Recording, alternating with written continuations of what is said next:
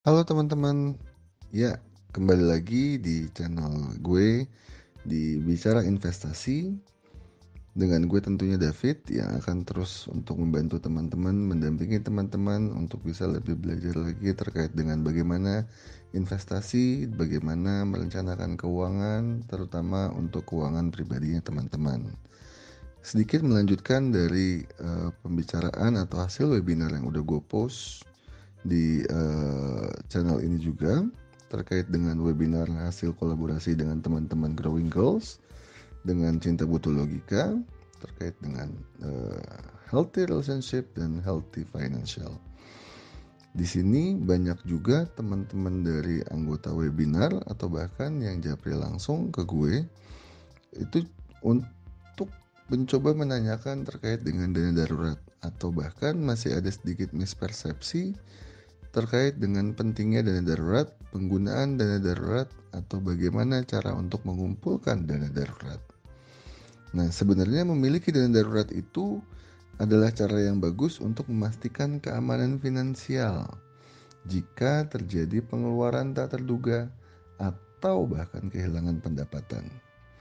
Dana darurat dapat membantu kita untuk menutupi tagihan medis, biaya perbaikan tak terduga, kehilangan pekerjaan, dan bahkan banyak lagi. Sangat penting untuk mulai membantu membangun dana darurat sekarang sehingga kita udah siap menghadapi apapun yang terjadi dalam hidup kita. Nah, dana darurat juga dapat memberikan ketenangan pikiran dan keamanan. Mengetahui bahwa kita memiliki bantalan keuangan jika terjadi keadaan darurat. Memiliki dana darurat merupakan langkah penting menuju stabilitas keuangan dan keamanan bagi semua orang. Nah, kita mulai aja ya. Dana darurat atau biasa juga teman-teman suka dengar dengan namanya emergency fund, itu tuh sebenarnya dana yang digunain pada saat keadaan darurat banget dan nggak bisa diatasi dengan keuangan secara normal. Dana ini itu adalah dana yang wajib dan harus dimiliki oleh semua kalangan, baik yang masih lajang, sudah menikah, sudah mempunyai anak, ataupun yang udah masukin masa pensiun. Kenapa? Karena sebenarnya pada dasarnya tuh kita nggak bisa memprediksi secara pasti apa sih yang akan terjadi ke depannya nanti gitu. Contoh seperti apa yang udah pernah terjadi semasa pandemi kemarin. Kita udah ngerasain banget selama hampir 2 tahun atau lebih pada masa pandemi itu banyak keadaan-keadaan yang tidak terduga seperti efisiensi di perusahaan-perusahaan secara tiba-tiba, kerugian secara finansial yang ditanggung oleh berbagai macam kalangan masyarakat, dan bahkan mulai juga terkait dengan pengurangan tenaga kerja. Banyak industri atau banyak usaha yang gulung tikar, startup kita juga tahu melakukan PHK atau bahkan startupnya sendiri yang tutup. Nah, sebenarnya dana ini itu perlu disiapin bahkan sebelum krisis terjadi. Tapi ya udah, nggak ada kata terlambat kok. Kalau misalnya teman-teman mau menyiapkan dana darurat tersebut mulai dari sekarang. Berapa sih dana darurat yang perlu disiapin? Oke, gini. Pada dasarnya, kebutuhan dana darurat setiap orang itu berbeda-beda, tergantung dari jumlah tanggungan yang dimiliki. Contoh, sekali lagi ya, ini gue cuma bikin contoh, tapi setiap manusia itu unik. Dan teman-teman yang tahu sendiri jumlah tanggungan, jumlah kewajiban, jumlah kebutuhan untuk setiap keluarga. Oke, di sini gue bikin salah satu contoh. Statusnya lajang atau belum menikah. Maka dia perlu menyiapkan jumlah dana daruratnya 3 kali pengeluaran rutin bulanan. Bahkan di webinar kemarin gue bikin 3 kali sampai 6 kali dari pengeluaran rutin bulanan. Kemudian statusnya menikah. Maka dia harus atau wajib menyiapkan jumlah dana darurat 6 kali pengeluaran rutin bulanan. Dan bahkan kalau mau di stress out itu sampai ke 9 kali pengeluaran rutin bulanan.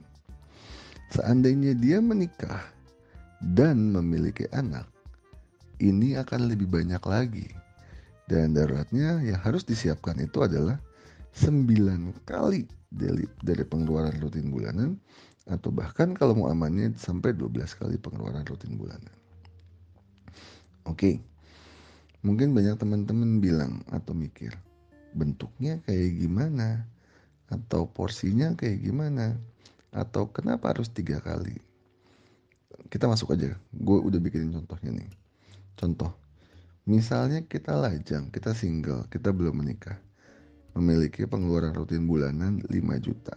Itu campuran bayar kontrakan, bayar kosan, listrik, beli pulsa, makan sehari-hari, transportasi ojek online, kemudian skincare atau beli baju, sepatu, kebutuhan leisure yang lainnya, nongkrong sama teman-teman sebesar 5 juta, maka dana darurat yang kita butuhin adalah 3 dikali 5 juta atau setara dengan 15 juta. Nah, kalau misalnya kita udah menikah dan udah punya anak, udah pasti pengeluaran kita akan lebih besar. Pengeluaran kita akan lebih dari waktu kita zaman masih single. Maka ternyata setelah dihitung-hitung pengeluaran rutin bulanannya jadi 7 juta. Mulai dari pampers anak, biaya jajan, antar anak sekolah, biaya sekolahnya anak. Ketika kita nggak bekerja, masa kita mau ngomong sama anak kita, "Nah, kamu jangan sekolah dulu ya, papa lagi nggak punya pekerjaan nih." Nggak mungkin dong. Kan tetap anak kita juga tetap harus sekolah. Gimana pun juga, meskipun kitanya sebagai pemberi kerja atau pencari kerja sedang tidak bekerja, kita tetap punya kewajiban dan tanggung jawab untuk memastikan anak kita tetap memiliki kebutuhan atau terpenuhinya kebutuhannya mereka meskipun orang tuanya sedang tidak bekerja. Itulah porsi dana darurat dibutuhkan. Oke, kita masuk ke hal yang paling seru. Terus gimana cara untuk nyiapin dana darurat seperti skema perhitungan di atas? Sementara gaji gue 5 juta, pengeluaran gue bahkan 5.200.000. Nah, sebelum materi dana darurat, kemarin gue sudah jelasin bahwa teman-teman udah harus punya neraca keuangan sendiri. Udah harus punya yang namanya laporan arus kas sendiri. Dihitung tuh pengeluaran tiap harinya bocornya di mana, paling besarnya di mana, pengeluaran tiap bulan kelihatan. Oh, ternyata transportasi online gue 1,8 juta. Kalaupun ternyata gue mulai nyicil motor, harusnya nggak sebanyak ini. Atau oh ternyata nongkrong di Starbucks aja sampai 800.000 sebulan. Nah, setelah teman-teman menghitung berapa pemasukan dan pengeluaran yang menjadi tanggung jawab kita, setelah itu kita mulai tuh alokasiin. Untuk memenuhi kebutuhan dana darurat tersebut, kita bisa ngalokasiin uang yang berasal dari gaji bulanan kita. Misal, sekali lagi setiap keluarga, setiap individu berbeda-beda. Makanya selalu gue tekankan, ada baiknya teman-teman punya yang namanya partner atau punya yang namanya asisten untuk berkonsultasi terkait dengan finansial atau keuangan pribadi. Sekarang sudah banyak modelnya dan sekarang juga sudah banyak industri atau jasa yang memberikan yang namanya layanan financial check up, dan juga mulai tuh dikasih lihat sama mereka, didiagnosis, oh posisi kondisi keuangannya seperti apa. Karena sekali lagi untuk teman-teman ketika baru mau mulai menganalisis keuangan sendiri, itu posisi yang paling sulit. Balik lagi, misal ternyata alokasi bulanan kita 50%-nya itu ke kebutuhan sehari-hari, 30%-nya dana hiburan, 10%-nya investasi. Nah, sisanya bisa tuh 10%-nya dana darurat. Atau untuk individu yang lain mungkin kebutuhan sehari-harinya cukup 40%. Tapi ada yang namanya bayar cicilan, tunggakan, atau tanggungan yang memang secara urgent harus diselesaikan lebih dahulu. Oke, press aja ke 30%, 40%. Investasinya mungkin gue gak bisa investasi banyak-banyak, kecilin dulu. Atau bahkan gak ada, porsi investasinya mau dikurangin dulu atau dihilangkan dulu supaya teman-teman bisa fokus ke dana darurat, silahkan gitu. Opsi yang keduanya, terkadang kita suka dapat pos-pos pendapatan yang di luar dari pemasukan rutin. Tapi hal ini bisa dianggap sebagai uang kaget sama teman-teman. Hal ini bisa dianggap, oh ternyata masih ada sisa duit yang bisa gua pakai, yang bisa gua habisin sekarang juga. Contoh, teman-teman lagi mau nyuci baju, ternyata baru ngambil dari kantong celana, ternyata masih ada uang 10.000. Ternyata masih ada uang 20.000 yang tadinya nggak perlu, nggak butuh, dan nggak kepengen beli apa-apa. Terus keinget, oh iya ya, beli mixo enak kali ya, 18.000, masih ada 20.000, kembali 2.000. Yang lainnya, THR. Untuk teman-teman yang sudah bekerja lebih dari 1 tahun, porsi THR itu adalah minimal 1 kali gaji. Dan seandainya teman-teman sudah punya porsi atau teman-teman sudah punya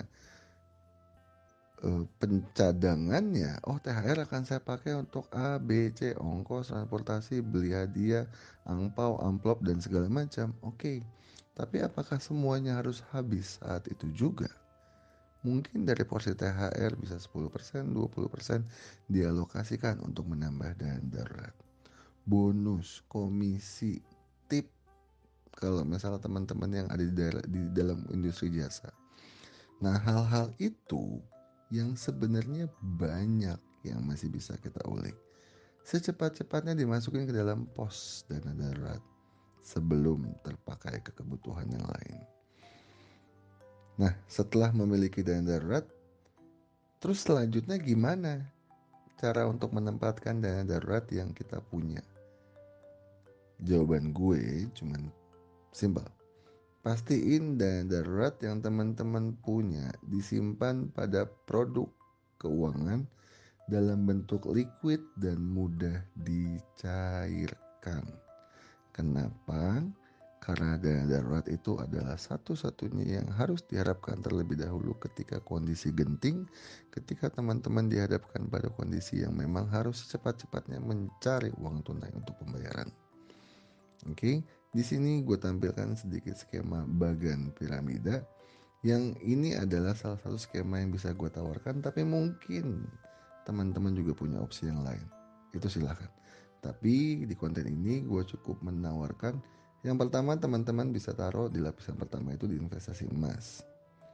Kemudian reksadana, deposito, dan tabungan. Itu. Kenapa emas ditaruh di lapisan terakhir? Karena ibaratnya emas ini adalah fondasi yang harus kita bangun dan juga dapat memiliki return yang lebih tinggi apabila kita simpan dalam jangka waktu yang lebih panjang atau lebih lama. Nah, kemudian reksadana. Ada yang namanya reksadana pasar uang. Isinya adalah portofolio dari deposito bank. Itu juga bisa jadi opsi. Kemudian terakhir deposito. Deposito ini juga cukup liquid. Tapi masalahnya deposito ini berjangka. Dia punya jangka waktunya. 7 hari, sebulan, 3 bulan, 6 bulan, 12 bulan. Pun oke, deposito kan bisa di break. Iya. Tapi deposito yang di break itu juga masih memberikan penalti. Lapisan yang paling atas itu biasanya adalah lapisan yang paling cepat teman-teman bisa ambil. Biasanya ditaruhnya namanya bentuknya tabungan.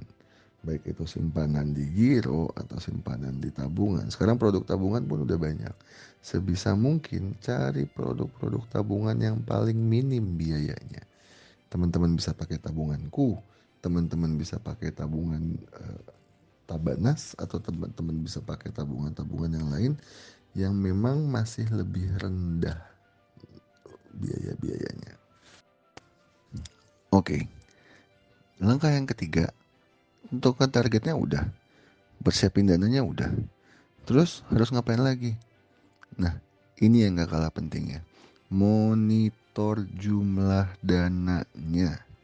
Terkadang karena ada satu alasan urgensi, maka sudah pasti dana darurat akan kepake. Contoh, mobil tabrakan, motor tabrakan, harus masuk rumah sakit. Mendadak gak bisa kerja selama seminggu sehingga gaji dipotong. Mungkin teman-teman akan pakai dulu untuk dana daruratnya. please berusaha komitmen secepat-cepatnya dana darurat itu dikejarin lagi kembali ke 3 kali, 6 kali, 9 kali, atau bahkan 12 kali sesuai dengan hitungan tadi kita di atas. Kenapa? Karena kita nggak akan pernah tahu kapan lagi kita akan butuh dana darurat itu. Oke, jadi itu sedikit pembahasan terkait dengan dana darurat. Penutup dari gue, memiliki dana darurat adalah salah satu langkah terpenting yang dapat teman-teman ambil untuk mengamankan masa depan keuangan kalian. Ini memberikan perlindungan jika terjadi pengeluaran tak terduga, kehilangan pekerjaan, atau kesulitan keuangan lainnya. Memiliki dana darurat juga dapat membantu teman-teman menghindari terjerat hutang dan memberi teman-teman ketenangan pikiran yang lebih besar terkait keuangan teman-teman. Sangat penting untuk memiliki rencana untuk membangun dan memelihara dana darurat yang akan memberikan keamanan untuk teman-teman yang dibutuhkan pada saatnya. Oke, sekian aja sedikit tambahan konten dari gue. Semoga juga dapat mencerahkan semua kalian yang menonton video kali ini. Jika masih ada yang mau ditanyakan terkait dengan hal-hal lain, baik itu terkait dengan dana darurat atau perencanaan keuangan atau pengelolaan keuangan pribadi yang lainnya, bisa juga langsung tampilin di kolom komen di bawah ini. Terakhir, jangan lupa subscribe, comment, and like. Thank you.